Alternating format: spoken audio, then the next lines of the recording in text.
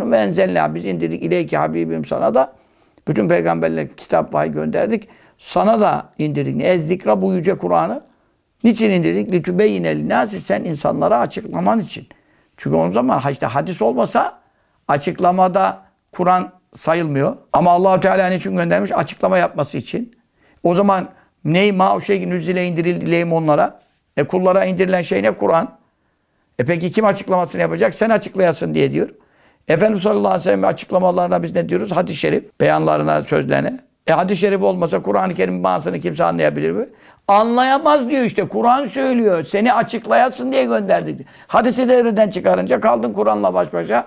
Reformistlik, mealcilik. Kur'an bize yeter. Kur'an bize yeter diyen Kur'an'ı inkar ediyor. Kur'an bize yeter diyen Kur'an'ı inkar ettiği için kafirdir. Çünkü Kur'an'da Allah buyuruyor ki Habibim seni de gönderdim ki indirilen Kur'an. İndirilen dediğim Kur'an. İndirilen açıklamasını kim yapacak? Sen açıkla diye diyor sana indirdim diyor. Açıklamayı sana bıraktım diyor.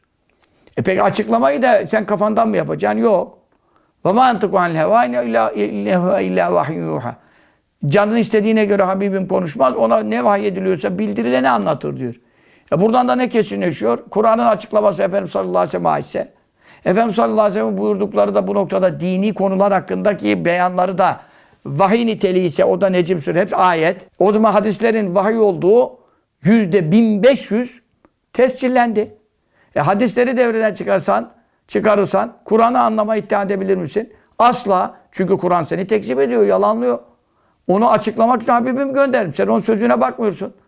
Sen onun sözünü anlamadan benim kelam nasıl anlayacaksın Allah buyuruyor. İşte onun için Resulullah sallallahu aleyhi ve sellem'in bir ismi de nedir? Mübin.